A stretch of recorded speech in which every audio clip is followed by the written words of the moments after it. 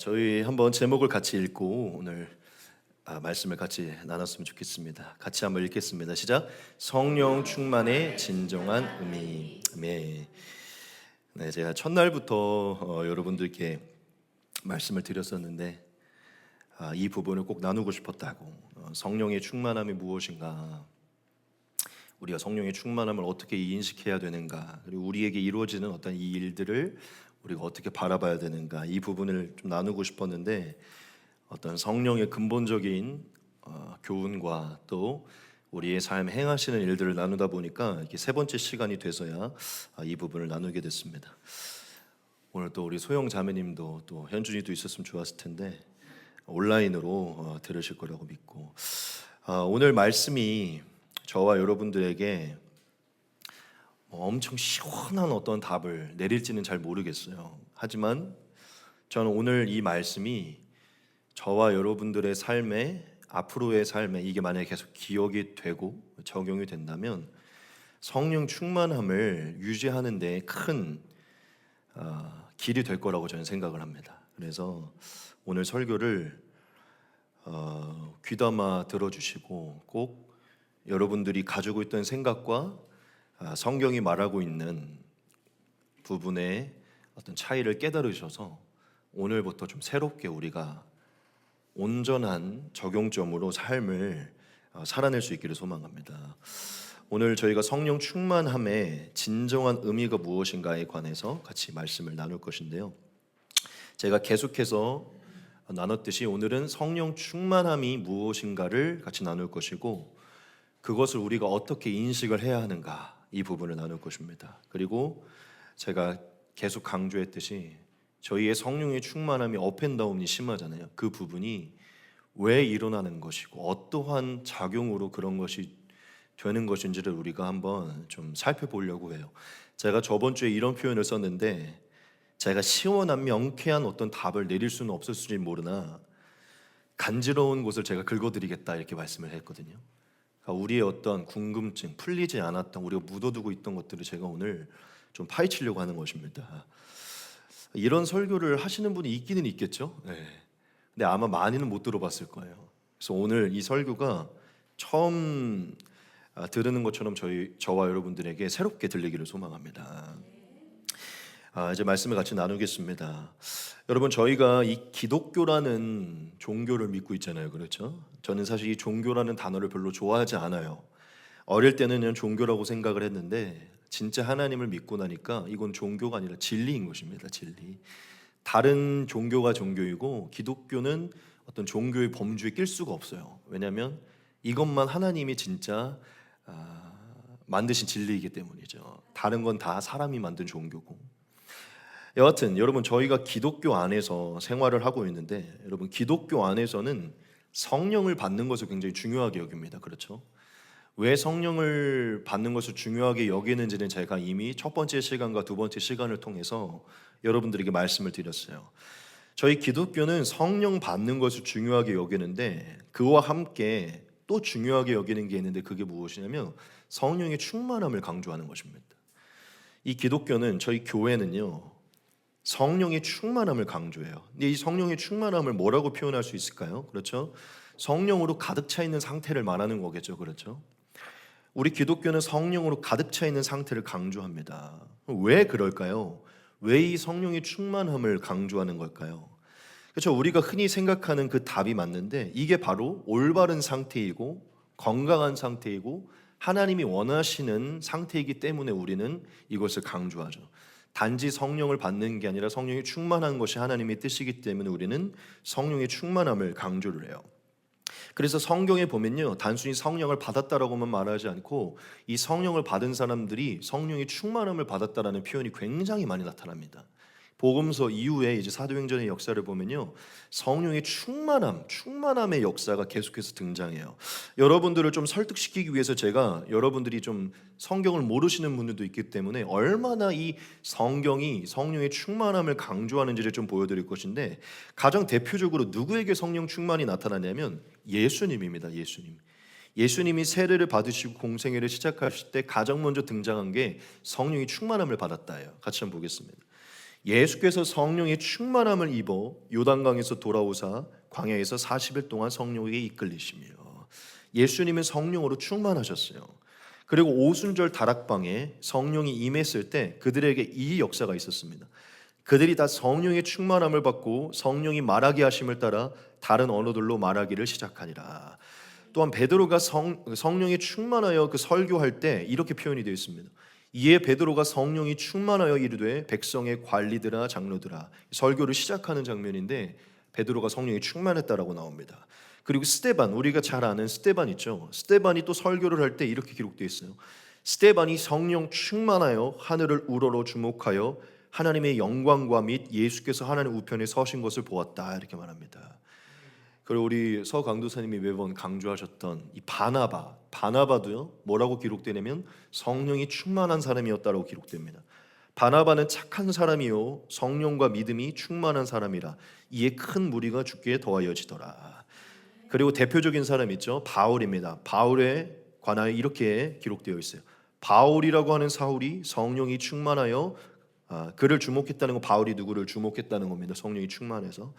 그리고 마지막으로 이 제자들의 공통적인 어떤 이 기도 가운데, 그 전도 가운데 이런 역사가 있었다고 기록돼요. 제자들은 기쁨과 성령이 충만하니라. 그리고 마지막 성경이 말하고 있는 것은요, 바울을 통해 성경이 말하고 있는 것은 저와 여러분들에게 성령을 받을 뿐만 아니라 성령의 충만함을 받으라고 말합니다. 오늘 말씀 본문을 보면 에베소서 5장 18절에 분명하게 말하죠. 바울이 술 취하지 말라 이는 방탕한 것이니 오직 성령으로 충만함을 받으라. 네. 제가 빠르게 말씀을 드렸는데 성경은 저와 여러분들에게 성령의 충만함을 받을 것을 굉장히 강조합니다. 단순히 성령을 받을 뿐만 아니라 충만함을 유지하라는 것이죠. 여러분, 지금 제가 많은 말씀을 띄웠는데 예수님으로부터 시작해서 모든 제자들에 이르기까지 이 사람들이 다 어떠한 사람들이죠? 다 우리의 삶에 귀감이 되는 사람들이에요. 그렇죠? 우리의 영적인 교훈이 되고 길이 되는 사람들입니다. 그런데 여러분, 우리에게 교훈을 주는 기준이 되는 이 모든 사람들의 특징이 무엇이었죠? 성령의 충만함을 받았다는 것입니다. 우리의 삶의 교훈이 되는 이 모든 사람들이 성령의 충만함을 받았다는 것은 결국 우리도 성령의 충만함을 받아서 쫓아가야 된다는 어떤 그 답을 내려주는 것이죠. 여하튼 성경은 저와 여러분들 모두에게 성령을 받을 뿐만 아니라 성령의 충만함을 받을 것을 강조하고 있습니다. 여러분, 성령의 충만함을 원하시나요? 진짜 성령의 충만함 받기를 원하십니까? 아마 저와 여러분들도 성령 충만함을 바라고 간구했을 것입니다. 근데 여러분들에게 이제 좀 질문을 던지면서 말씀을 이어가겠습니다. 우리는 성령의 충만함을 바라고 그것을 늘 믿어왔지만 여러분, 이 성령의 충만함을 무엇이라고 알고 계십니까? 여러분들이 바라고 있는 그 성령의 충만함이 무엇으로 알고 계세요? 여러분들은 이것이 무엇인 줄 알고 하나님께 이것을 구하고 있습니까? 우리가 무언가를 구할 때 그게 무엇인지 알아야 되는 것이잖아요. 그렇죠? 여러분, 이 성령의 충만함을 구하실 때 그것을 무엇으로 인식하고 이것을 구하고 있었습니까? 아마 지금 제가 누군가를 여기서 이렇게 콕 집어서 여쭤보면요, 생각보다 얼굴이 빨개지시면서 대답하기가 어려우실 수도 있어요. 어떻게 대답을 할 수는 있겠지만 생각보다 이 부분을 대답을 못할 수 있다는 것입니다. 생각보다 우리는요, 이 성령 충만의 부분을 정확하게 인식하지 못하고 있어요. 누군가가 만약 저와 여러분들에게 이제 막 초신자, 이제 막 성경을 읽기 시작한 분이 여러분들에게 와서 근데 성령의 충만함이 뭐야? 이렇게 물어보면 여러분 어떻게 설명을 하시겠어요? 아마 생각보다 우리가 그 부분을 잘 설명하기가 어려울 것입니다. 왜냐하면 대략 우리의 어떤 짐작 속에 성령의 충만함을 알고 있지 진짜 이게 우리의 삶에 어떻게 이루어지는 것인지를 잘 모르기 때문이죠. 여러분, 우리가 어느 때는 성령의 충만함을 느낄 때가 있어요. 충만한 것 같은 느낌을 받을 때가 있어요. 그렇죠? 근데 또 어느 때는 성령이 완전히 바닥난 것 같은 느낌을 받을 때가 있습니다. 그리고 제일 우리에게 대표적으로 나타나는 건요, 어제 예배 드리고 주일 예배 드렸을 때는 성령이 충만했는데 오늘 아침이 되면 이제 성령이 바닥이 납니다. 그러니까 어제는 충만했는데 오늘은 바닥이 나는 것이죠. 그렇죠? 그렇게 되는 것을 많이 느꼈을 거예요. 한번 물어볼게요. 여러분, 왜 그러는 겁니까? 왜 대체 그러한 작용이 우리에게 일어나는 걸까요? 누군가가 저와 여러분들에게 왜 이렇게 되는 거야? 그냥 하나님이 처음부터 그냥 끝까지 그냥 완벽하게 채워주시면 안 되는 거야? 이렇게 생각할 수 있죠. 누군가가 여러분들이 그걸 물어보면 어떻게 대답을 해주겠습니까? 생각보다 우리가 이 부분을 많이 생각하지도 못하고 정답을 내리지 못하고 있어요. 그냥 막연한 생각을 가지고 있다는 것이죠. 그래서 저는 오늘 여러분들에게 이 부분에 관해서 좀 나누려고 하는 것입니다. 우리가 성령의 충만함을 어떻게 생각하고 받아들여야 되는가? 이것을 우리가 어떻게 인식할 때 이걸 제대로 인식하는가? 근데 제가 거듭 강조하지만 제가 명확한 정답을 내릴 수는 없어요, 여러분. 왜냐하면 제가 하나님은 아니시기 때문입니다. 그리고 하나님이 행하시는 일들을 저는 성경의 기준으로 바라볼 뿐이지 진짜 하나님이 이 모든 걸 넘어서 초월하시는 역사를 제가 모르기 때문에 이 성령의 충만함에 관한 명확한 정답을 제가 한치 오차도 없이 내려드릴 수는 없어요. 하지만 다시 강조하지만 저와 여러분들이 성경의 기준으로 올바르게 생각해야 되는 성령의 충만함, 그 유지의 방법을 저는 그 가장 지혜로운 길을 여러분들에게 제시하려고 하는 것입니다. 그래서 오늘 가장 지혜로운 생각과 길이 무엇인지 이 부분을 같이 나눌 것입니다. 제가 간절히 바라는 것은 성령님께서 이 설교를 인도해 주셔서 우리 모두를 설득시키기를 바랍니다. 이제 진짜 본격적인 말씀을 좀 같이 나눌 것인데요. 여러분 어떻게 성령의 충만함을 이해해 오셨습니까? 아마 대부분의 많은 사람들, 많은 성도들은요, 이 성령의 충만함을 이러한 단어들로 이해를 해왔을 거예요. 즉 이러한 단어의 범주 안에서 성령의 충만함을 많이 생각했을 거라는 것입니다. 좀 몇 가지를 말씀드릴 것인데, 첫째, 힘입니다. 힘. 어떠한 힘과 같은 존재로 여겼을 것이고, 어떠한 기운, 영적인 어떤 기운 같은 것으로 여겼을 것이고, 또한 파워, 능력이라는 단어로 이 성령을 인식을 했을 거예요.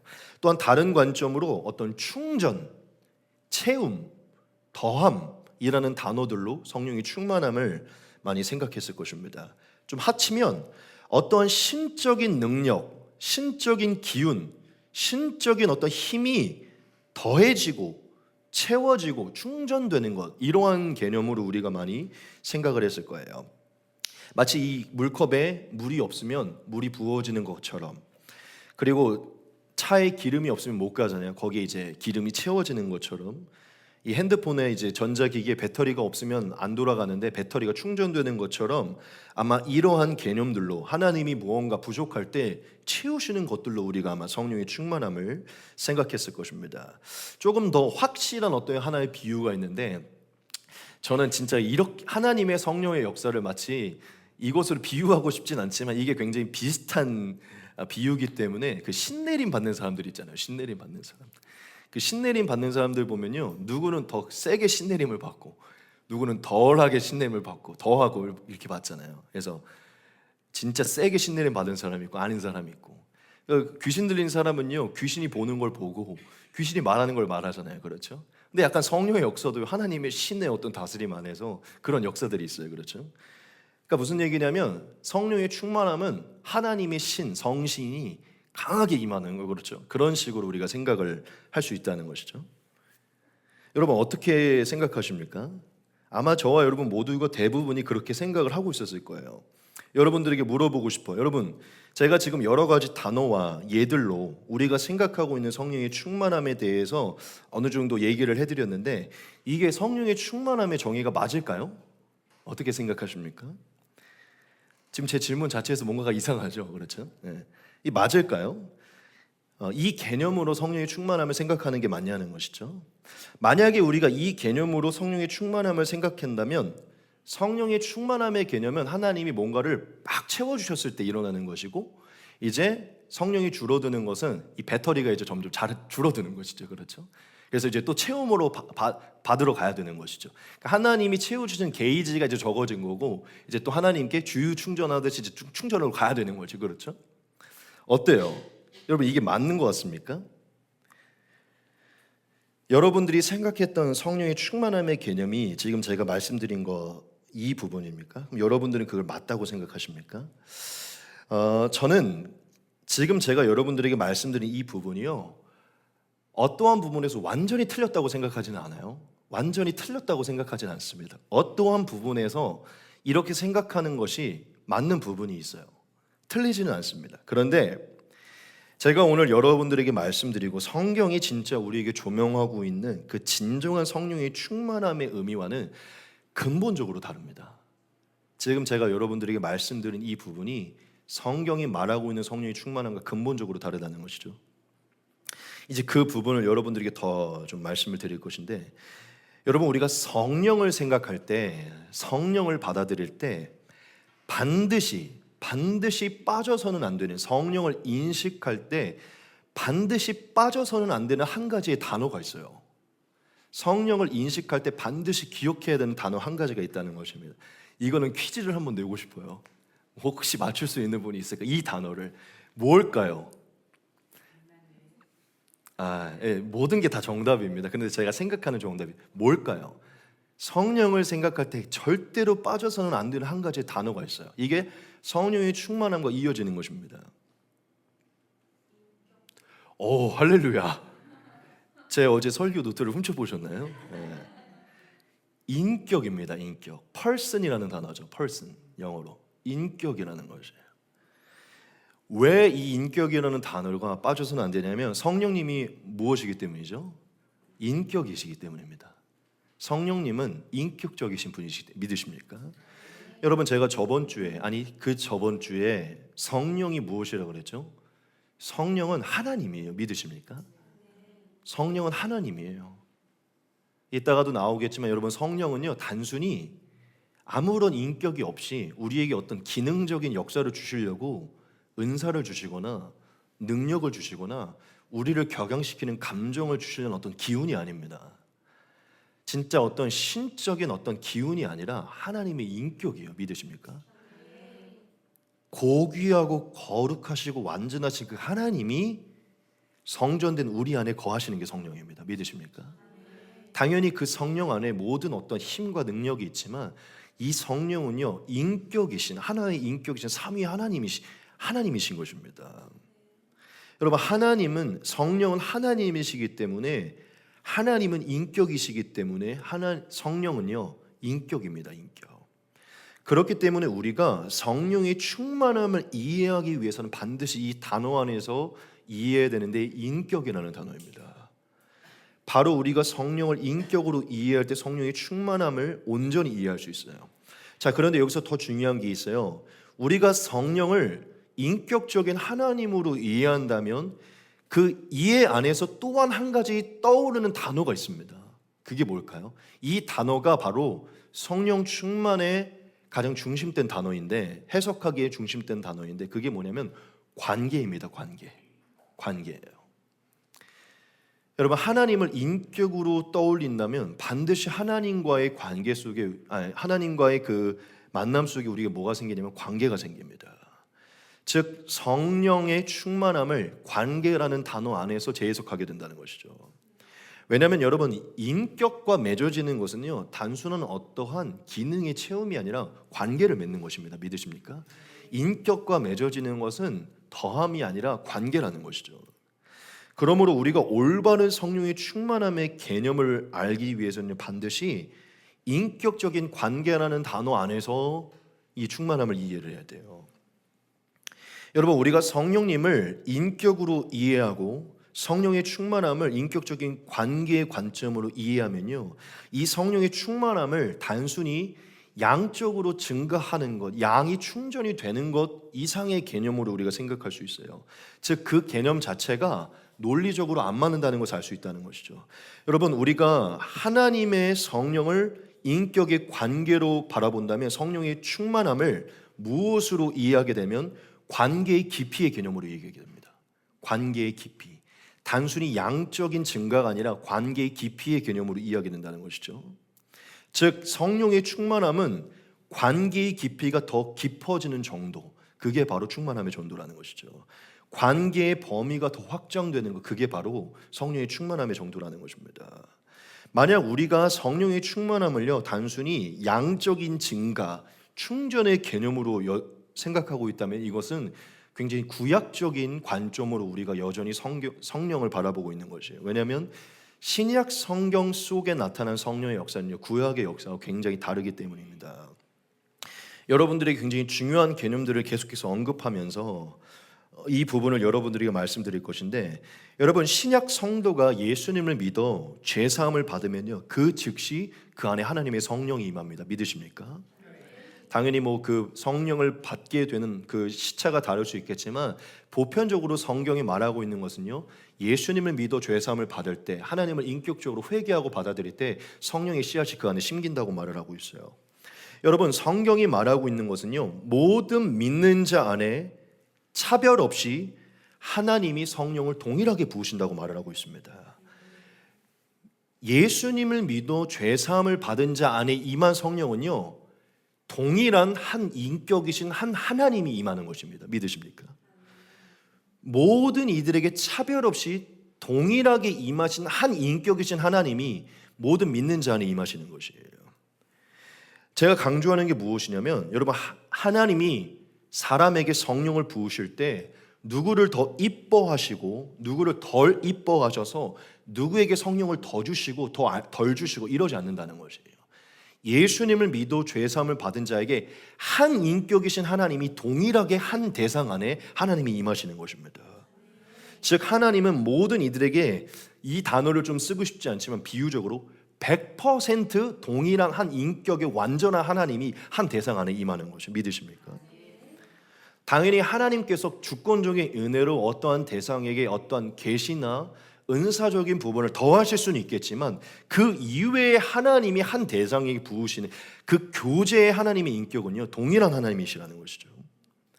우리가 착각을 버려야 되는 게 무엇이냐면요, 하나님이 우리에게 처음에 성령을 부을 때 누구에겐 더 주시고 덜 주시고 이 개념을 버려야 된다는 것이에요. 하나님은 한 인격이신 하나님을 100% 완전한 인격으로 우리에게 주어주시는 것입니다. 그리고 제가 저번 주에도 나눴지만, 한 100% 인격의 그 하나님을 성도가, 신자가 받게 되면요, 그 하나님은 절대로 떠나시지 않습니다. 제가 저번 주에 여덟 번째 대지를 통해 무엇을 말씀해 주셨죠?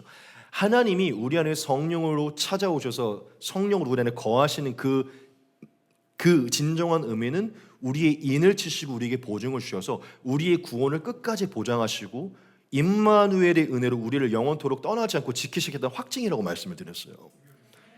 여러분, 한 인격이신 하나님이 우리 안에 찾아오시면 그 인격이 끝까지 우리를 예수님 안으로, 지금 영생으로 인도하시는 것입니다. 제가 여러분을 강조하는 것은요, 신자가 예수님을 믿을 때 동일한 성령이 찾아오고 그 동일한 성령을 절대 떠나지 않으신다는 것이에요. 여러분, 우리가 성령을 받은 자 안에 그 성령이 절대 떠나지 않으신다는 이 확실한 개념을 우리가 깨달은다면요, 우리는 반드시 이 성령의 충만함의 개념을 우리가 생각했던 것과 완전히 다르게 바라보게 될 것이에요. 여러분, 우리가 하나님이 누군가에게 덜 주고 더 주고 하나님이 떠나고 임하시고 이러한 개념으로 성령을 생각하기 때문에 우리의 개념 속에는 계속해서 무슨 생각이 들죠? 내 안에 뭔가 지금 성령의 게이지가 줄어들고 있는 것 같으니까 하나님 앞에 가서 충전하러 가야겠다, 이런 생각을 가지게 돼요. 나는 처음부터 성령의 충만함을 저 목사님과 저 성도보다는 덜 받은 것 같으니까 더 노력해서 더 받으러 가야겠다, 이런 생각을 갖게 되죠. 또는 하나님이 떠난다는 생각을 갖고 있으니까 내가 지금 죄를 범했기 때문에 하나님이 떠났을 거야, 그러니까 죄를 끊어내고 빨리 회심해서 돌아가서 다시 하나님을 돌아오도록 해야지, 어떤 경건한 생활을 통해서 하나님의 영을 다시 돌아오도록 노력을 하려고 해요. 그렇죠? 즉 우리가 성령이 덜 임하고 더 임한다는 생각들은요, 이러한 행동을 만들게 되고 하나님이 떠날 수 있다는 가능성 때문에 우리는 이러한 생각으로 생각한다는 것이죠. 당연히 우리가 그러한 생각들과 그런 마음들로 인해서 이러한 생각으로 이렇게 하나님 앞에 나아갈 수 있을 수는 있으나, 그걸 이해하고 싶지만 여러분, 이것은요 절대로 건강한 생각이 아닙니다. 이러한 생각으로 나아가면 절대적으로 우리의 신앙은 문제가 생기고 계속해서 지쳐가고 메말라가요. 충분히 이 삶을 이해는 하겠지만 이것은 사실 완전히 틀린 생각입니다. 왜냐? 하나님은 저와 여러분들에게 성령을 주셨다가 빼앗는 이것을 반복하지 않기 때문이에요. 또는 누구에게 성령을 더 주고 덜 줌으로 인해서 우리를 겁주시거나 우리를 그것으로 협박하지 않기 때문입니다. 너 더 안 나오면 내가 성령을 거두어 갈 거야, 너 뭐 하면 내가 성령의 게이지를 줄어드릴 거야, 너한테 더 성령 안, 이러한 것으로 우리의 마음을 줄다리게 하진 않는다는 거예요. 누가? 하나님이.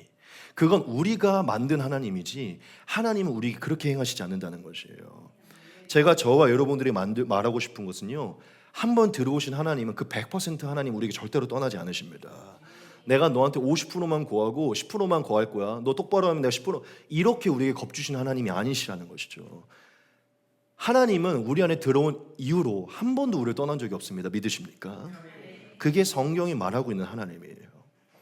우리가 하나님을 우리에게 덜 주고 더 주고 이러한 하나님으로 또한 떠나시지 않는 더하거나 덜 주거나 하시지 않으신 또한 떠나시지 않는다는 하나님을 우리가 확실하게 인식하면요, 우리가 이 성령의 충만함을 다른 개념으로 생각할 수 있어요. 여러분, 그러면 이 성령의 충만함이 진짜 무엇일까요? 지금 제가 말씀드린 뭔가를 더 받고 다시 되돌리는 이러한 개념이 아니라면 진짜 성경이 말하고 있는 성령의 충만함의 개념이 무엇이냐는 것이죠. 제가 지금 여러분들에게 이 성령의 충만함의 핵심적인 개념을 좀 몇 가지의 표현으로 말씀드릴 것인데, 가장 핵심적인 것을 여러분들에게 말씀드릴게요. 가장 핵심적인 것은 무엇이냐면, 여러분, 성령의 충만함은요, 성령의 다스림의 정도를 말하는 것입니다. 성령의 충만함은요, 성령의 다스림의 정도를 말하는 것이에요. 여러분, 성령의 내주하심, 성령을 받는 것은요, 성령이 우리 안에 거하신 내주하심의 역사를 말하는 것입니다. 성령을 받았다는 것은요, 성령이 이제 우리 안에 들어오셨다, 내주하셨음을 말해요. 성령을 받는 것과 성령의 충만함을 달라요. 성령을 받는 것은 성령이 내주한 것이면 이제 우리 안에 들어오신 것이에요. 성령의 충만함은요, 그 들어오신 성령의 다스림을 받는 것입니다. 믿으십니까? 성령의 충만함의 정도는요, 이 하나님의 성령의 다스림의 정도를 말하는 것이에요. 다르게 표현하면요, 이 하나님과의 인격적인 관계 속에 우리의 순종의 정도가 성령의 충만함의 정도인 것입니다. 순종의 정도가 성령의 충만함의 정도라는 것이죠. 하나님이 우리를 다스리고 있는 거기에 우리가 얼마나 다스림을 받고 있느냐. 조금 다르게 표현할게요. 이 단어가 여러분들에게 확 그 이미지를 줄 것이기 때문에 우리가 성령에 얼마나 사로잡혀 있느냐, 이게 바로 성령의 충만함의 정도예요. 다시 한번 강조하지만 성령을 얼마나 더 받느냐가 아니라 이미 오신 하나님 앞에 우리가 얼마나 사로잡혀 있느냐, 이게 바로 성령의 충만함의 정도라는 것이죠. 여러분, 하나님의 성령은 저와 여러분들에게 더 주어지고 더 부어주는 게 아닙니다. 어떤 부분에서 이후에 그 부분을 설명하겠지만 그러한 개념처럼 보일 수 있겠지만, 여러분, 하나님은 이미 우리 안에 와 계십니다. 이미 우리 안에 100% 와 계세요. 믿으십니까? 여러분, 우리가 인간적인 생각으로 생각하기 때문에 이 성령의 충만함을 계속 하나님의 편에서, 하나님의 기준에서만 생각하는데, 근본적으로 바라봤을 때 이 성령의 충만함은요, 이제 어떻게 보면 우리의 기준에서도 바라봐야 돼요. 무슨 얘기입니까? 하나님이 주셔야, 하나님이 계속해서 우리에게 더 주셔야 우리가 변화되죠. 이렇게 얘기하지만 하나님은 우리에게 말씀하실 거예요. 난 이미 너희 안에 거하고 있고 너희 안에 100% 거하고 이미 너희 안에 있어. 너희가 내게 고개를 돌려서 너희가 내 말씀에 순종, 내 성령의 다스림에 순종해야 돼.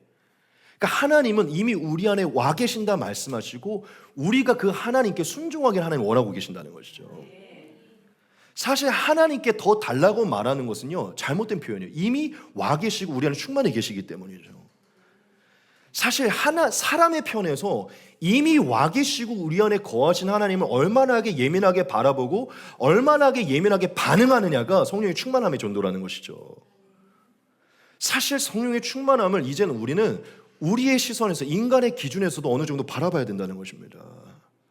왜냐, 하나님은 모두에게 차별 없이 100% 인격적인 하나님으로 우리에게 다가오셨기 때문이에요. 여러분, 만약에 이 하나님의 인격의 관계를 우리의 의로운 공로와 경건의 생활로만 우리가 얻을 수 있다면요, 진짜 저기 수도사들만 맨날 100% 하나님과 함께 할 거예요. 그렇죠? 여러분, 하나님은 우리의 연약함을 알고 계시고 우리의 경건의 모습과 의로운 모습으로 하나님과의 관계를 이어갈 수 없다는 걸 알고 계십니다. 그래서 예수님의 의와 예수님의 공로로 처음부터 100% 하나님의 인격을 우리에게 주신 것이에요. 하나님은 우리의 높낮이와 우리의 의로움과 상관없이 하나님의 인격적인 교제를 처음부터 허락하신다는 것이죠. 우리가 그 하나님의 우리에게 100% 인격으로 찾아오신 그 하나님 앞에 얼마나 반응하고 순종하느냐가 사실 우리 안에 영적인 성령의 충만함의 정도를 측량하는 것입니다. 얼마나 순종하고 얼마나 하나님을 기뻐하고 자원하는 마음으로 그분께 나아가느냐, 이게 우리의 충만함을 측량하는 것이죠. 여러분, 우리 모두는요 사실 동일한 성령을 받았어요. 믿으십니까? 여러분, 김석왕 목사 안에 다른 성령이 있는 것 같아요. 그렇지 않아요. 똑같아요. 제가 목사라고 더 특별한 걸 받았을 것 같습니다. 그렇지 않아요. 똑같은 하나님이십니다. 믿으십니까? 똑같은 하나님이시라고요. 그런데 누구는 10%만 하나님께 반응을 하고, 누구는 20%만 하나님께 반응을 하고, 누구는 70%, 누구는 100% 하나님께 반응을 하는 것이에요. 하나님이 더 주셨기 때문에 반응하는 게 아니라 사실 우리의 양심이 하나님께 반응을 하고 있지 않는 것입니다. 우리의 다스림의 정도, 순종의 정도가요 사실 성령이 말하고 있는 충만함의 정도예요. 그렇기 때문에 우리가 성령의 충만함을 위해 성령을 달라고 기도하는 것은요 사실 이렇게 표현할 수 있어요. 어떤 부분에서 하나님의 뭔가 더 채워지는 느낌을 받을 수 있지만, 개념적으로 보면요 성령을 구하는 것은요 뭔가를 더 달라, 부족한 내게 성령을 더 달라고 말하는 게 아니라 이미 내 안에 계신 하나님께 내 자신을 더 내어드린다는 고백입니다. 이미 내 안에 찾아오신 그 하나님, 내가 거부한 그 하나님께 내 자신을 하나님께 더 드린다는 고백이 성령의 충만함의 고백이에요. 성령의 충만함을 달라고 고백하는 건 내가 더 하나님께 예민해지고 하나님의 다스림에 예민하게 반응하고 하나님께 순종하지 않았던 것을 내가 더 순종하겠다는 고백을 드리는 것입니다. 하나님, 나는 하나님의 다스림에 더 순종하기 원하고 하나님의 영에 더 사로잡히기를 원합니다. 이게 바로 성령의 충만함을 구하는 것이에요. 그 성령의 다스림 안에 하나님과의 관계의 깊이를 더 확장하기 원한다고 고백하는 게, 이 예배 가운데, 이 기도 가운데 나를 더 다스려 주시고 내 불순물을 제거해 주시고 사로잡히기 원한다고 하는 것이요 성령의 충만함의 기도라는 것이죠. 이미 내 안에 계신 그 하나님께서 나를 더욱더 인도하시기를. 제가 이 부분을 조금만 더 강조를 해드릴게요. 여러분, 성령께서 저와 여러분 안에 들어오시면 어떠한 역사가 일어나냐면 마치 결혼한 것과 비슷한 역사가 일어납니다.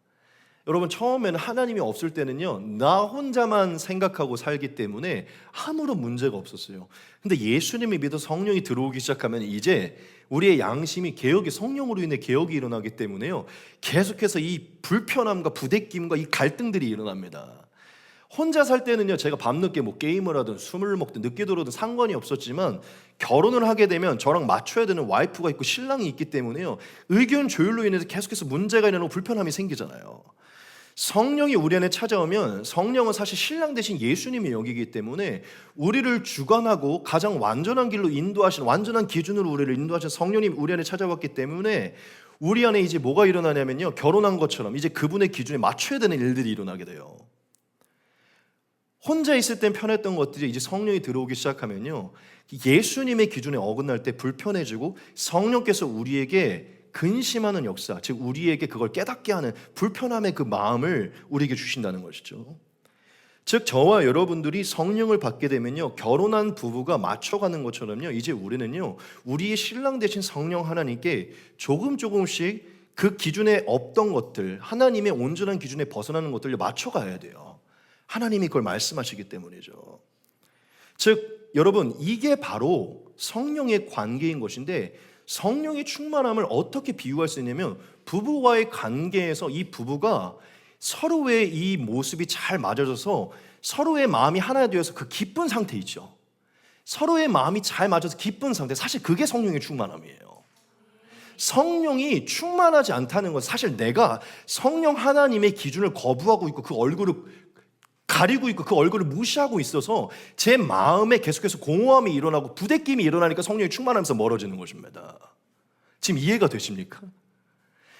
우리 안에 계신 성령 하나님의 얼굴을 우리가 가리고 있고 그 성령 하나님의 기준에서 멀어지고 있기 때문에 우리의 마음에 불편함이 임하는 거예요. 그래서 우리의 마음이 어둠으로 임하고 다운이 되는 것입니다. 하지만 우리가 우리의 시선을 바꾸어서 성령 하나님의 기준에 맞추게 되면요 희한하게 우리 안에 기쁨이 일어나요. 믿으십니까? 우리의 영혼에 희한한 기쁨이 일어난다니까요. 그게 바로 성령의 충만함의 증거라는 것이에요. 저는 이것을 이렇게 저와 여러분들에게 비유적으로 필요해 드릴게요.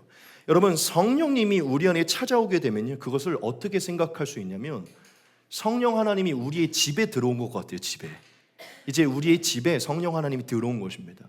그런데 이제 예를 들어 그걸 남편이라고 생각하면, 남편을 우리의 집에 들였다면, 우리의 왕이 되신 이 남편을 들였다면 이제 이 집 전체의 모든 것을 이 남편에게 오픈을 해야 돼요. 그렇죠? 그런데 집 안에 성령 하나님을 들였지만 어떤 방은 보여드리고 어떤 방은 보여드리지 않아요. 계속. 그럼 이제 어떻게 되겠죠? 신랑이 계속해서 그 방을 보여달라고 하겠죠. 왜 그걸 숨기냐고 하겠죠. 그만큼 더 많은 부분에서 그 신랑과의 관계는요, 줄어드는 것이에요. 여러분, 이것과 같아요.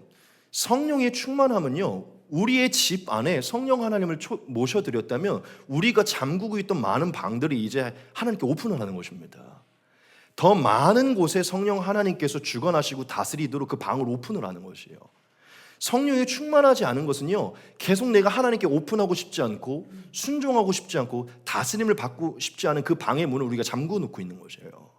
그래서 하나님이 다스리는 영역이 적어지는 것이죠. 여러분, 진정한 성령의 충만함은요, 우리의 삶에, 우리 내면에 있는 그 방의 모든 열쇠를 하나님께 드리는 것입니다. 그 열쇠를 완전히 하나님께 드려서 내 삶의 완전히 은밀한 부분까지 하나님께 다스리도록 하는 것, 그게 바로 성령의 충만함의 증거라는 것이에요. 뭔가를 계속 더 체험을 받고 더 많은 성령이 우리의 집에 방문하는 게 문제가 아니라는 것이에요. 아무리 많은 성령이 우리의 집에 방문한다고 하더라도 우리의 방문을 열어드리지 않으면요, 우리의 삶의 하나님의 다스림은요, 줄어들게 돼요. 하나님이 아무리 많이 우리 안에 찾아온다고 하더라도 우리의 삶의 충만함은 사라진다는 것이죠. 여러분, 우리가 성령의 충만함을 구하는 것은 이미 오신 하나님을 더 달라고 얘기하는 게 아닙니다. 이미 우리 안에 계신 그 하나님의 뜻이 무엇인지, 내가 잠가두고 있는 방이 무엇인지, 내가 은밀하게 계속 거부하고 있는 게 무엇인지, 계속 그 얼굴을 가리고 있는 게 무엇인지를 더 명확하게 발견하여서 더욱 하나님께 내 자신을 내어드린다고, 하나님의 영에 사로잡힌 내 삶을 내어드린다는 고백이 성령의 충만함의 고백이라는 것이에요. 더 순종하겠다고 결단하는 것이 하나님의 성령을 달라고 고백하는 것입니다. 제가 저와 여러분들에게 성령의 충만함을 양적인 증가, 충전의 개념으로 생각할 때 어떤 문제점이 있는지를 여러분들에게 좀 말씀을 드릴 거예요. 여러분, 우리가 한번 생각을 좀 해봅시다. 만약 성령 충만이요, 하나님의 성신이, 그 영이 더 많이 채워지는 그 개념이라면요, 아무래도 이 세상에서 성령으로 제일 충만한 사람은요, 기도를 제일 많이 한 사람일 거예요. 그렇죠? 기도를 제일 많이 한 사람이 성령으로 충만할 거예요. 왜냐하면 기도는요, 마치 이 어댑터에 충전기 꽂아져 있는 것처럼 기도는 하나님과 만나는 시간이에요. 충전되는 시간이죠. 그렇죠? 아마 충전의 개념이 성령의 충만함이라면 기도를 제일 많이 하고 말씀을 제일 많이 보고 예배를 매일 오래 드리는 사람이 성령이 충만할 거예요. 그럴 가능성이 높죠. 그렇죠? 왜냐하면 늘 충만을 받을 수 있는, 뭔가를 공급받는 현장 속에 있으니까. 제가 아까도 말했지만 여러분, 수도사들은요, 매일 결혼도 안 하고 말씀 보고 규칙적으로 기도하고 매일 예배 드려요. 그러한 사람들이 어떻게 보면 제일 성령으로 충만할 거예요. 그렇죠? 여러분, 어떻게 생각합니까? 매일 하나님의 충전을 받으니까 그들이 제일 충만할까요? 솔직히 말하면 어떤 부분에서 그럴 가능성이 있긴 하겠죠. 여러분, 그런데 너무 신기한 게 뭔지 알아요? 그렇게 매일 말씀 보고 기도하고 예배드리는 교황들에게도요, 엄청난 죄의 문제들이 있어요. 끊이지 않는 죄의 문제들이 있다는 것이에요. 여러분, 목사들이 제일 말씀 많이 보고 말씀 공부하고 신학교 나오고 기도하고 여러분들보다 예배 더 많이 드리죠. 그러면 더 그 충만을 더 많이 받을 수 있는 가능성이 많죠. 더 충만할까요? 아니요. 저를 비롯해 수많은 목회자들이요, 일반 성도보다도 못한 죄들로 신음하고 있습니다. 어떻게 된 개념이에요? 기도 많이 하고 말씀 많이 보고 예배하면 그 자리 가면 충전이 더 많이 이루어지는데 왜 이런 모습이 일어나는 것입니까? 여러분, 그게 성령 충만이 아니기 때문이에요. 예배 자리에 가서 콘센트 꼽는다고 성령 충만이 이루어지는 게 아니라는 것이에요. 여러분, 예배 오래 드리면요, 막 힘이 솟아나는 것 같죠? 그렇죠? 기도 조금 막 빡세게 하고 예배 막 오래 드리고 나면 막 힘이 솟아나는 것 같아요. 어떤 격양된 상태가 막 일어납니다. 그렇죠? 막 은혜가 충만한 것 같아요. 여러분, 그런데 감정도 올라왔고 격양도 됐고 힘이 솟아나는데요, 삶이 변화되지 않잖아요. 그건 성령이 충만한 게 아닙니다. 그건 절대로 성령이 충만한 게 아니에요. 여러분, 진짜 성령으로 충만한 사람은요, 삶이 변화되는 사람입니다. 믿으십니까? 삶이 변화되는 사람이 성령이 충만한 거예요. 여러분, 기도를 조금 못할 수 있어요. 너무 바빠서 가족들 챙기고 뭐 일하느냐고 기도를 조금 못할 수 있어요. 진짜 피치 못할 일들을 예배를 조금 빠졌을 수 있어요. 말씀 좀 못 봤을 수 있어요. 그런데 삶 속에서 늘 하나님을 지각하고 내 안에 계신 성령을 은밀하게 바라보면서 은밀한 부분까지 순종하는 자, 그가 바로 성령으로 충만한 자입니다. 그게 성령으로 충만한 자예요. 여러분, 우리가 성령의 충만을 쉽사리 잃어버린 이유가 뭔지 아십니까? 제가 이따가 후반부에 말씀과 기도와 예배가 왜 중요한지를 나눌 거예요. 그게 중요하지 않다는 게 아니에요. 그게 중요하지 않다는 게 아니에요. 이 부분 이따가 나눌 거예요. 여러분, 우리가 왜 쉽사리 성령 충만을 잃어버리는 줄 아십니까? 성령 충만을요, 말씀과 기도와 예배 가운데 격양된 상태, 솟아나는 힘, 감정의 상태로만 성령의 충만을 이해하고 있기 때문이에요. 그 다음 날, 그 다음 스텝에 우리의 삶이 전혀 변화되지 않기 때문에 하나님의 다스림 속에 일어나는 그 삶의 모습이 성령의 충만함의 정도라고 생각하지 않기 때문에 우리는 성령의 충만함을 쉽사리 잃어버리는 것입니다. 단순히 종교적인 희귀 가운데 얻는 그 격양된 상태, 뭔가가 채워지고 더함받는 상태가 성령의 충만함으로 여기기 때문에 우리는 이것을 너무나 쉽사리 잃어버리는 것이에요. 늘 감정의 상태와 격양된 상태로만 머물 뿐 다음에 동일한 모습으로 살아가요. 그렇죠? 하나님이 원하시는 삶의 모습으로 살아가지 않는다는 것이죠. 이 예배 가운데 하나님의 빛을 받아 영은 기쁘지만요, 삶을 돌아가면 그 영을 신경 쓰지 않고 그 영에 민감하게 반응하잖아요. 영이 기뻐하는 삶을 살지 않으니까 영이 우리 안에 주시는 그 기쁨을 우리 안에 누리지 못하는 것입니다. 그 다음날 곧바로 우리는 이 마음의 기쁨을 잃어버리는 것이에요. 우리는 그렇게 또 잊어버리면 어떤 생각을 할까요? 뭔가 어제 예배 가운데 받았던 성령의 충만의 게이지가 사라졌나 보다. 그러면 또 오늘 가서 예배 드려서 또 충만의 게이지를 찾아야지. 계속 종교적인 행위를 통해 이 격양된 상태, 이 격양된 감정으로 계속 우리의 감정을 채우려고 계속해서 종교적인 행위를 찾게 돼요. 종교적인 행위가 늘어날 뿐 우리의 삶의 은밀한 삶에서 우리 행위가 바뀌지 않는다는 것이죠.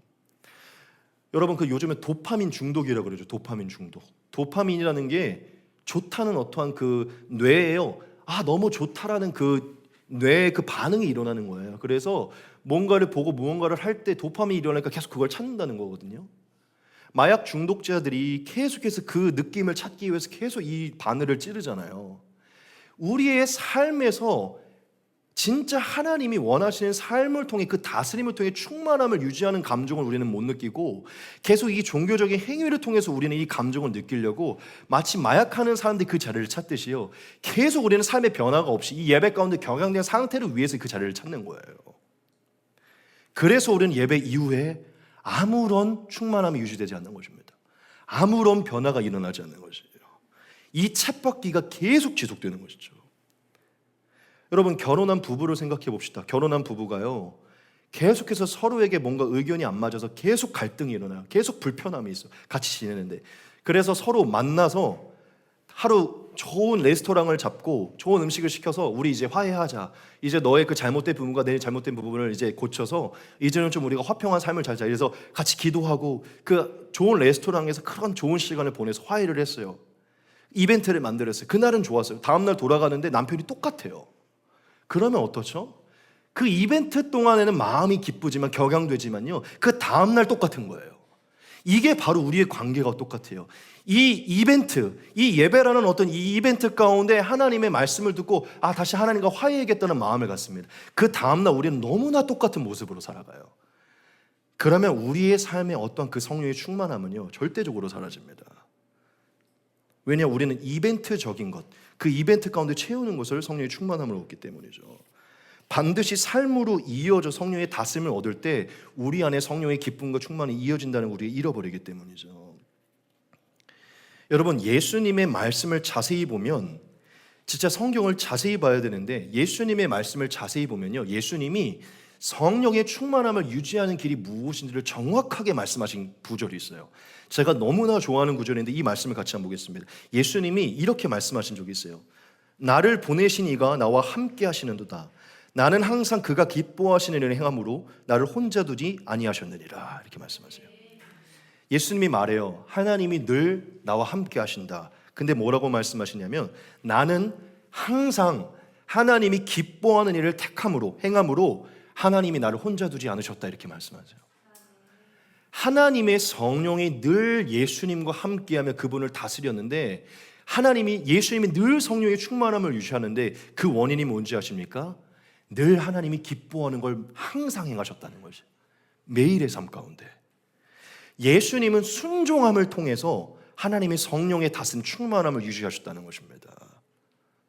그리고 여러분 사도행전에 보면요, 성령이 순종과 얼마나 많은 관계를 맺고 있는지 이 말씀을 통해 볼 수 있어요. 여러분 이 맥락은 이해하지 못하겠지만 이 핵심을 보십시오. 우리는 이 일의 증인이요 하나님이 자기에게 순종하는 사람들에게 주신 성령도 그러하니라. 이렇게 말해요. 베드로가 많은 그 사람들에게 설교를 할 때 성령이 어떠한 자에게 임한다고 얘기를 했냐면 순종하는 자에게 임한다고 이렇게 말씀하십니다. 순종하는 자 안에 성령께서 더욱더 역사하신다고 말하고 있다는 것이죠. 여러분 성령의 충만함은요 순종과 관계가 있어요. 순종이 없이 성령은 절대로 관계할 수 없습니다. 순종이 없는 곳에 성령 하나님은 일할 수 없다는 거예요. 우리가 순종함을 통하여 즉 그 다스림을 통하여 하나님께 내어드릴 때 그 내어드리는 분량만큼 하나님이 우리의 삶에 더 역사하실 수 있는 것입니다.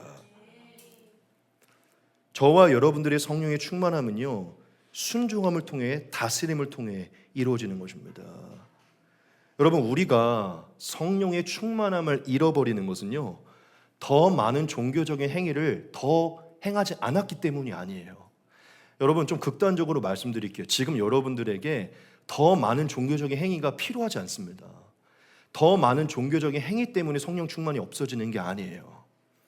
저와 여러분들에게 지금 성령 충만이 없어지는 건 종교적인 행위가 아니라 우리의 삶에 전반적으로 성령의 다스림을 무시하고 있기 때문입니다. 생각보다 너무나 많은 부분에서 하나님 나라 백성으로서 합당하지 못한 모습으로 살아간 게 너무 많기 때문이에요. 하나님과 무관한 삶이 많기 때문에 우리의 삶에 성령 충만이 줄어드는 것입니다. 여러분 성령으로 충만했던 사람들을 우리가 잠깐만 봅시다. 예수님이 있고요 수많은 사도들 수많은 제자들이 있죠. 여러분 성경을 보십시오. 예수님과 수많은 제자들이 오늘날 같이 이렇게 많은 예배를 드렸던 것 같아요. 여러분 오늘날 같이 이렇게 많은 집회를 드린 것 같습니까?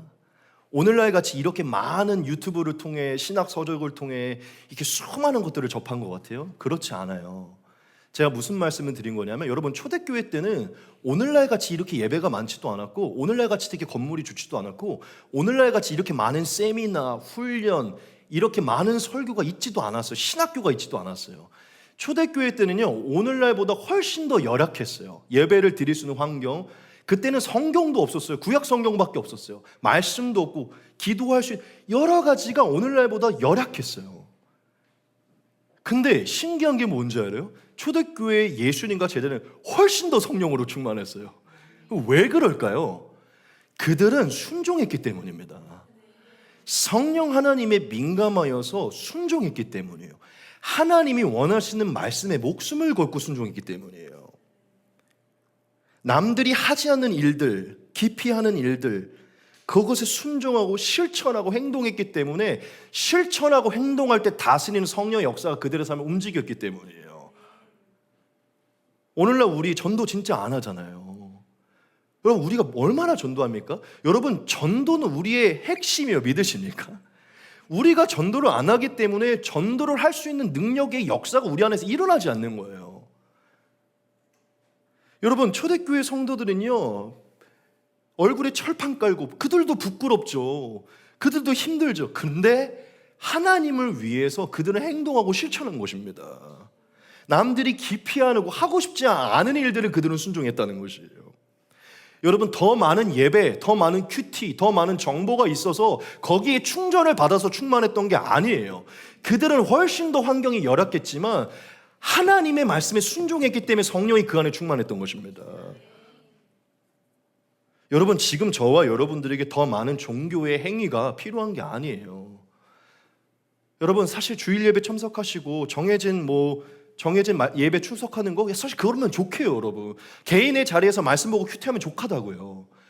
뭘 더 합니까? 여러분, 뭐 없는 게 뭔지 아세요? 하나님을 위해 순종하는 게 없는 거예요. 하나님을 위해 사는 게 없다고요. 매일 우리의 돈을 위해, 우리의 명성을, 우리의 직업을 위해서만 살지 하나님을 위해서 사는 게 없는 것이에요. 우리의 죄를 끊어내지 않는 것, 거기에서 우리의 성령의 충만은 사그라드는 것입니다. 여러분, 우리의 죄를 끊어내지 않고 하나님이 원하시는 삶에 우리가 집중하지 않고 계속 예배 가운데 뭔가를 더함 받는 거, 절대 하나님이 원하는 게 아니에요. 아무리 하나님이 뭔가를 더 하신다고 하더라도, 계속 더 부어진다고 하더라도 밑빠진 독처럼 우리의 성령은 늘 사그라드는 것이에요. 여러분, 예수님과 제자들은요, 수많은 종교 행위를 통해 늘 충전받은 게 아니에요. 그들이 충전을 한 것은요, 순종함을 통해 충전받은 것입니다. 순종할 때 그들에게 계시하시고 순종할 때 역사하시는 것을 경험한 거예요. 여러분, 충만함을 충전으로 여기면 지금 제가 저와 여러분들에게 말씀드린 이러한 삶의 모습이 쳇바퀴로 이루어집니다. 성령은 저와 여러분들에게 더 주고 덜 주고 줬다 뺏었다 이렇게 불변하고 이렇게 간사한 영이 아닙니다. 저와 여러분 안에 거하셔서 저와 여러분들을 계속해서 노크하시고 두드리시고 끝까지 착한 일을 이루시는 그것이 바로 하나님이십니다. 여러분, 반드시 하나님의 성령의 충만함을요, 다스림의 정도, 순종의 정도로 여기셔야 돼요. 그래야 저와 여러분들이 하나님의 성령의 충만함이 진짜 무엇인지, 매일매일 순간의 삶이 충만함이 어떻게 이루어지는지를 우리는 바라볼 수 있는 것이에요. 이제 제가 여러분들에게 이 말씀과 기도와 예배의 중요성을 나누고 마치겠습니다. 그러면 이 말씀과 기도와 예배는 왜 우리에게 필요한 것인가? 이 부분을 좀 말씀드릴 것인데, 이 부분을 나누기 이전에 저와 여러분들에게 이게 너무 중요하기 때문에 이것부터 나누겠습니다. 여러분, 우리가 성령의 충만함을 유지하기 위해 반드시 기억해야 될 세 가지가 있어요. 그게 뭐냐면, 첫째, 저와 여러분들에게 여전히 육신의 죄가 있다는 것입니다. 믿으십니까? 여전히 우리에게는 육신의 죄가 남아있다는 것이에요. 여러분, 예수님의 은혜로 죄 씻음을 받았고 성령을 받아서 우리가 의로워졌지만, 너무 안타까운 것은 우리의 죄악들은요, 여전히 남아있습니다. 믿으십니까? 우리의 육신은 우리 안에 계신 성령을 억압하고 성령께서 더 일하시지 못하도록, 우리가 성령에 순종하지 못하도록 육신이 우리를 부여잡고 있어요. 이 육신의 죄악은요, 마지막 날 완성될 때 완전히 사라질 것입니다. 아담으로부터 물려받은 이 육신의 죄악이 우리를 붙들고 있어요. 마치 중력이 우리가 인식하지 못할 때도 우리를 붙들고 있듯이 우리의 육신의 죄악이 우리를 붙들고 있다는 거예요. 여러분들에게 꼭 말씀드리고 싶은 게 뭐냐면, 여러분, 우리는 죄인입니다. 우리는 죄인이에요. 우리 안에 죄가 있다는 것이에요. 제가 뭘 말씀드리고 싶냐면, 우리의 육신은 가만히 있으면 반드시 죄로 이끌려갑니다. 가만히 있으면 중력이 이끌려가듯이 가만히 있으면 반드시 죄로 이끌려가게 되어 있어요. 두 번째, 우리가 기억해야 될 것은 우리를 죄로 이끌고 가도록 부추기는 사탄이 존재한다는 것이에요. 여러분, 영적인 사탄이 존재한다는 것을 기억해야 됩니다. 많은 크리스찬 중에 사탄을 굉장히, 이 사탄이라는 단어를 광신도적으로 여기는 분이 있는데, 그거는 성경을 제대로 안 믿는 거예요. 여러분, 사탄의 존재는 예수님이 하신 말씀입니다. 예수님을 유혹한 게 사탄이에요. 믿으십니까? 여러분, 사탄은 실제로 존재해요. 우리가 계속해서 영의 다스림이 아니라 육신의 다스림을 얻도록 부추기는 사탄이 존재한다는 것이죠. 그리고 마지막 세 번째, 여러분, 지금 이 세상은 육신의 정욕과 안목의 정욕과 이생의 자랑으로 완전히 뒤덮여 있는 곳이에요. 우리가 이 생각을 반드시 가져야 됩니다. 세상은 절대로 그다지 아름답지 않습니다. 그렇게 의롭지 않아요. 우리가 세상에 있는 순간들 속에 절대로 우리가 거룩해질 수 없다는 것입니다. 세상에 있는 모든 것은 하나님으로부터 떠나고, 사실 하나님이 다시 오실 때 완전히 갱신될 것이기 때문이죠. 제가 너무 극단적일지 모르나, 여러분, 세상은요 365일 24시간 악으로 치닫고 있어요. 그게 바로 세상의 특징입니다. 무슨 얘기입니까? 제가 이걸 왜 말씀드리냐면, 우리가 죄인이라는 사실, 죄로 이끌림 받는다는 사실과 사탄이 존재한다는 것과 지금 이 세상이 생각보다 우리가 그렇게 편하게 누워있을 장소가 아니라는 걸 우리가 깨달아야만 우리는 성령을 충만함을 유지할 때 우리가 뭘 해야 되는지를 깨달을 수 있어요. 제가 이것을 왜 말씀드리냐면 바로 현실이 이와 같기 때문에 말씀과 기도와 예배가 우리에게 그토록 중요하다는 것입니다. 여러분, 제가 여러분들이 강조하는 것은 우리가 100%의 성령을 받았다는 것이에요. 여러분, 저와 여러분들이 100%의 인격이신 하나님을 받았지만요, 저와 여러분들의 육신의 죄와 사탄의 유혹과 세상의 온갖 유혹으로 인해서요, 우리는 완전히 이 100% 성령 하나님을 바라보는 것에서 완전히 우리의 눈이 완전히 가리워집니다. 이 100% 들어온 하나님을 100% 인식하지 못하도록 육신의 죄와 사탄의 유혹과 세상의 유혹들이요, 이 영을 완전히 가리워버린다는 것이에요. 완전히 우리의 영에 찌꺼기가 껴서요, 우리는 사실 성령을 인식하고 있다고 생각하지만 굉장히 일부분에만 성령을 우리는 인식하고 있는 거예요. 성령 하나님이 우리의 삶에 더 많은 부분을 비추기 원하지만 우리가 찌꺼기와 같은 것을, 우리의 우상들로 그것을 바라보고 있지 못하다는 것입니다. 자, 그러면 우리가 말씀과 기도와 예배를 왜 성실히 해야 되는가? 이것은 우리 안에 있는 그 성령의 뭔가를 더한 받기가 아니라 사실은 말씀과 기도와 예배를 통해서 우리 안에 찾아오신 그 하나님을 가리는 이 찌꺼기들을 말씀과 기도와 예배, 그 성령의 빛을 통해서 그것을 제거하는 것입니다. 믿으십니까? 저와 여러분, 우리는 예배 가운데 빛으로 나가는 것이에요. 하나님이 빛 가운데로 나아가는 것입니다. 이미 우리 안에 찾아오신 그 하나님께 70%, 80%, 100% 뭔가를 더 받는 게 아니라 이미 우리 안에 찾아오신 그 하나님을 더 선명하게 보도록 우리가 세상에서 우리의 죄악과 유혹으로 눈이 가리워졌던 것을 말씀의 빛으로, 기도의 빛으로, 예배의 빛으로 완전히 제거해서 100% 들어와 있는 그 하나님을 선명하게 보는 것이에요. 완전히 무분별해진 우리의 눈과 마음을 말씀으로 씻고, 기도의 회개로 씻고, 예배 가운데 임하신 성령의 빛으로 씻고, 우리 안에 계신 성령의 은혜를 발견하는 것입니다. 우리가 뭐에 순종하지 않고 있었는지, 어떤 부분에서 하나님을 거부하고 있었는지 말씀의 빛으로 그것을 깨달아 우리 안에서 조명하시고 말씀하시는 그 하나님을 발견하는 것이에요. 저는 이렇게 한마디로 정의하고 싶습니다. 그게 무엇이냐면요, 예배 가운데, 말씀 가운데, 기도 가운데 우리의 영을 깨우셔서 우리 안에 살아계신다고 말씀하시고 우리에게 말씀하시는 그 하나님을요, 선명하게 보는 게 바로 예배의 시간입니다. 없었던 성령을 받는 게 아니라 이미 우리 안에 계신 그 하나님을 다시 선명하게 마주하는 게 예배의 시간이라는 거예요. 여러분, 예전에 누가 이런 아주 감명 깊은 얘기를 한 적이 있는데 그게 갑자기 생각이 났는데 이 얘기를 했어요.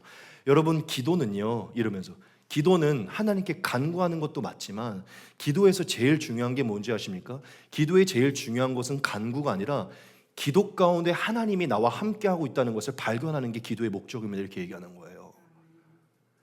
기도를 하면서 하나님이 여전히 함께하고 있다는 것을 발견해야 된다는 거예요. 그거를 발견하지 못하는 상태로 간구만 한다면 여전히 불안해한다는 것이죠. 여전히 기도의 응답은 받지 못할지언정 그 기도 가운데 하나님이 계신다는 걸 깨달아야 돼요. 여러분, 정말 중요한 게 무엇이냐면 예수님의 기도에서 기도의 핵심을 볼 수 있어요. 여러분, 예수님의 대표적인 기도에 겟세마네 기도가 있는데 이 겟세마네 기도를 보면요, 예수님이 무엇을 말씀하냐면 자신의 원함을 말씀하지만 마지막에 뭐라고 말하죠? 하지만 아버지의 원대로 하옵소서, 내가 아버지의 원에 순종하겠습니다 하면서 그 기도 가운데 결국 예수님이 하나님의 뜻에 순종을 하십니다. 믿으십니까? 여러분, 기도는요, 간청의 의미도 있지만 진짜 기도의 핵심은요, 내가 바라보고 있는, 내가 앞에 서 있는 그 대상이 누구이고 그 앞에 내가 얼마나 다스림을 얻느냐, 내가 얼마나 하나님께 내 자신을 내어드리냐, 그게 기도의 핵심인 것이에요.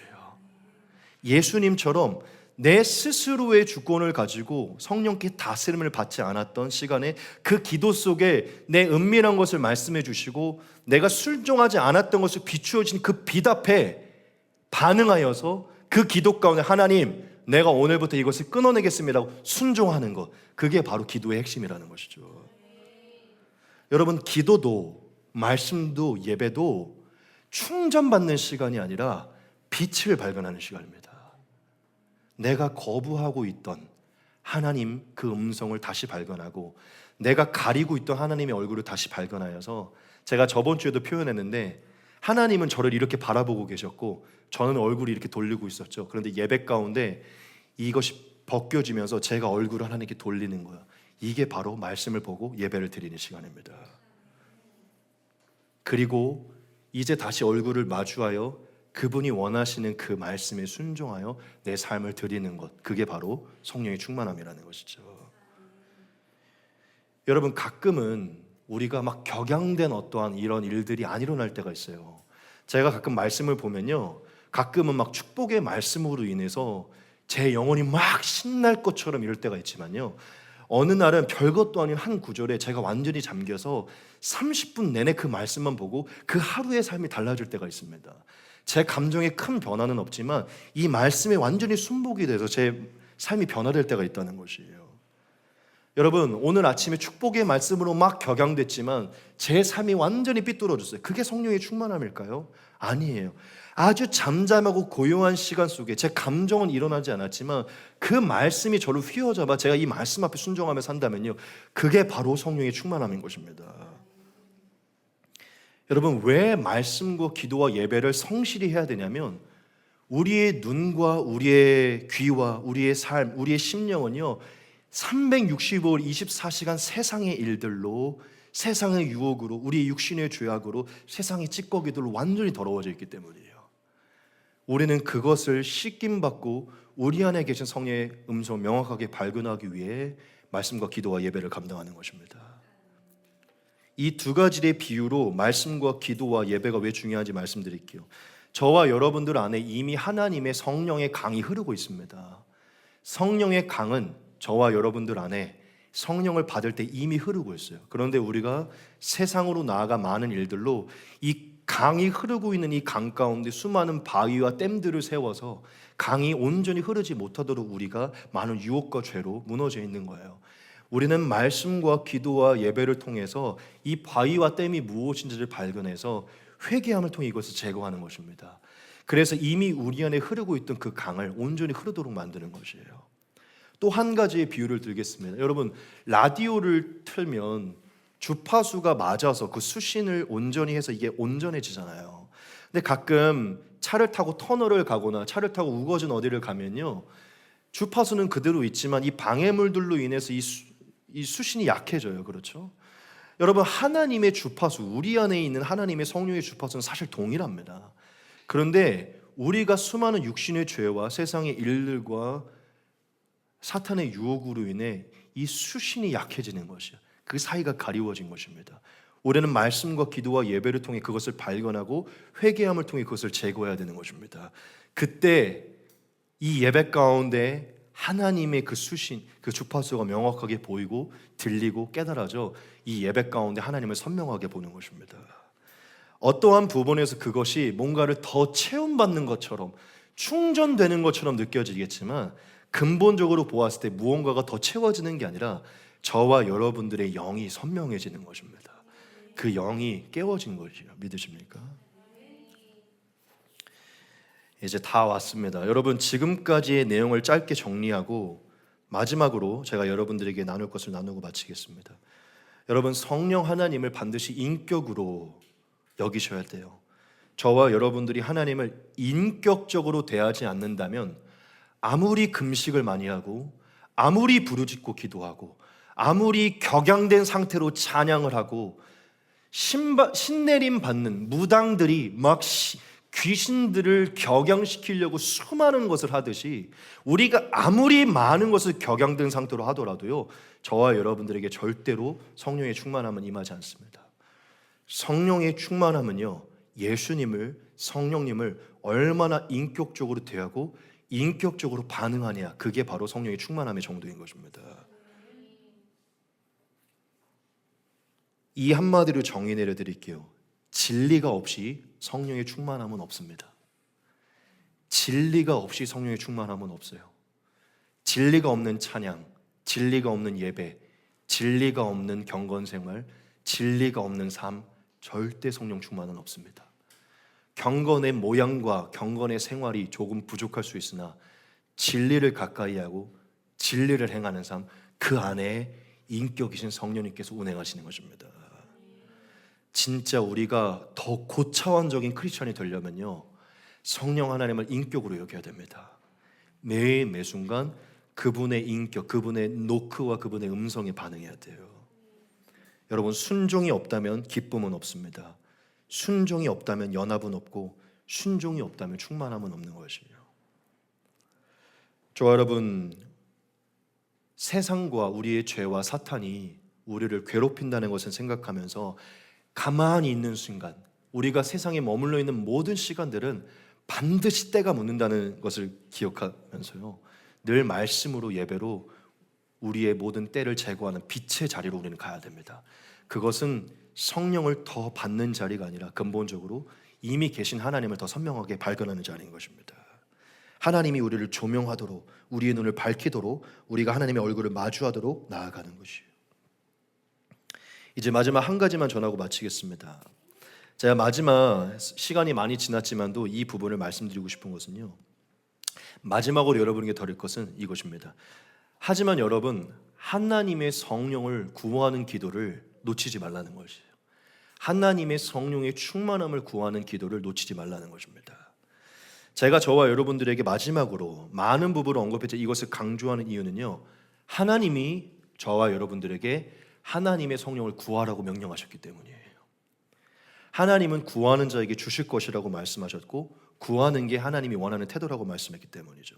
제가 이 말씀을 왜 마지막으로 강조하냐면, 그러면 이제 하나님이 내 안에 더해지는 것, 충전되는 게 아니니까 뭔가 하나님의 성령을 더 달라고, 더 구한다는 어떤 이 단어나 이 기도가 조금 맥락이 안 맞네 라는 생각 때문에 이 기도를 꺼려하는 분이 있을 것 같아서 말씀드리는 거예요. 여러분, 그 말 때문에 부담스러워하지 마시고 하나님의 성령이 임하도록, 하나님이 저와 여러분들에게 더 역사하시도록 기도를 하십시오. 제가 저와 여러분들에게 아까 설교 초반에 명확한 답을 내리지 못한다고 말했던 부분이 바로 이 지점 때문이에요. 여러분, 가장 정통적으로 가장 건강한 성경의 해석 속의 성령의 충만함은요, 하나님이 뭔가를 더 주시는 게 아니라 우리 가운데 다스림의 정도를 말합니다. 그런데 제가 왜 이 부분을 열어두냐면, 저는 하나님의 역사를 열어두기 때문이에요. 하나님의 역사는 저희의 생각을 초월하기 때문입니다. 제가 여러분들에게 하나님의 성령을 구하라고 말하는 것은요, 더 하나님의 성령을 달라고 말하는 개념 속에서 구하라는 게 아니에요. 저는 하나님께서 분명히 우리 안에 인격으로 거하신 그 하나님의 성령을 넘어서서 하나님의 더 충만한 계시와 은사를 우리에게 주실 거라고 믿습니다. 우리에게 필요한 더 큰 은사들과 역사, 새로운 계시들을 우리에게 주실 수 있다고 믿어요.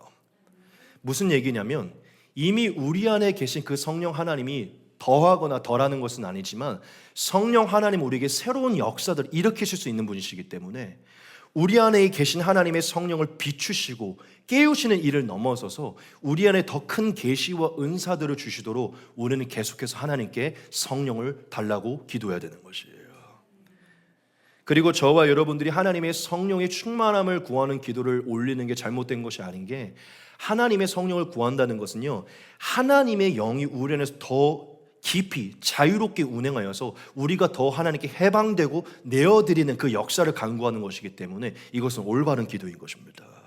저와 여러분들은 성령의 충만함을 구할 때 이것을 기도하는 것이, 저를 더 다스려 주시옵소서. 오늘 제가 하나님께 내어드리기 원합니다. 더 은밀한 부분까지 내어드리기 원합니다. 다스려 주시옵소서. 또한 하나님, 제가 오늘 크고 비밀한 일들을 보기 원합니다. 오늘의 일들 가운데 인격이신 하나님을 넘어서 그 안에 능력들을 감당하기 원합니다. 주시옵소서. 구하는 것이죠. 믿으십니까? 제가 명확한 답을 내릴 수 없다는 것은, 하나님은 성경의 기록과 인간의 이런 어떤 조직적인 가르침을 넘어서서 역사하실 수 있는 분이시기 때문이죠. 제가 하지만 왜 이것을 그토록 강조했냐면, 계속 성령의 충만함의 기도를 통해 어떠한 영이 충만함 받는 상태로만 성령의 충만함을 이해한다면요, 절대로 우리는 성령의 충만함을 유지할 수 없다는 것이에요. 성령의 충만함을 구할 때 순종하고 다스림을 받고자 하는 확실한 믿음으로 구하십시오. 3시간 동안 기도하는 게 성령의 충만함을 구하는 게 아니라 오히려 하나님 앞에 30분 동안 순종하는 게 더 성령의 충만함을 구하는 것입니다. 하나님은 구하는 자가 아니라 순종하는 자에게 성령을 주시는 것이에요. 믿으십니까? 여러분, 그러므로 하나님이 구하라고 하신 그 성령을 자유롭게 구하십시오. 마음껏 구하시라는 것이에요. 하지만 여러분, 구하는 것보다 우선되는 것은 순종이라는 것이죠. 오늘부터 저와 여러분들이 하나님의 성령의 인도하심을 구할 때 더 확실한 지식으로 구하기를 원합니다. 하나님 이미 제 안에 계시죠. 제 안에서 더 운행하여 주시옵소서. 죽어있던 영을 깨워 주시옵소서. 제 안에 가리워졌던 눈을 열어 주시옵소서. 성령님에 더 민감하게 하옵소서. 반응하게 하옵소서. 나아가게 하옵소서. 성령님을 더 인격으로 대하게 해 주시옵소서. 오늘 하루 그렇게 살아가게 해 주시옵소서. 그때 하나님이 그 기도를 기뻐하시고 우리 안에서 더 운행하시는 줄 믿습니다. 이제 말씀을 마치겠습니다. 여러분, 우리가 성령의 충만함을 상태의 개념으로 여기기 때문에 우리는 늘 하나님께 성령의 충만함을 유지하지 못한 것입니다. 하지만 여러분, 진정한 성령의 충만함은 상태가 아니라 순종을 통해 오는 것입니다. 순종이 성령의 충만함을 만드는 것이에요. 여러분, 우리가 가끔 성령이 충만하다고 여길 때 있잖아요. 성령을 충만하다고, 내 안에 성령이 충만하다고 여길 때 특징이 뭐냐면요, 난 이제 오늘부터 하나님을 위해 이것을 해야지, 이제 하나님을 위해 이것을 해야지, 난 이제 하나님을 위해 이것을 해야지, 어떠한 하나님을 향한 생각과 마음이 가득할 때 성령이 충만하다고 느껴요. 그렇죠?